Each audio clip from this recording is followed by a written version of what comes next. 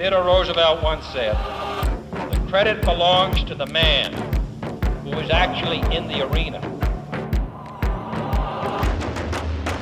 whose face is marred by dust and sweat and blood,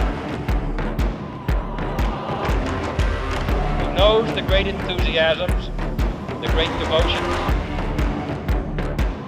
and spends himself in a worthy cause.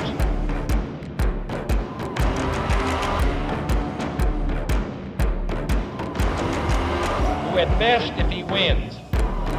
knows the thrills of high achievement,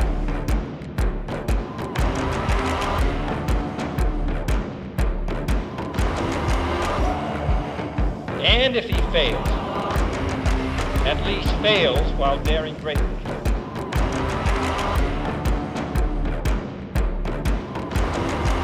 So that his place shall never be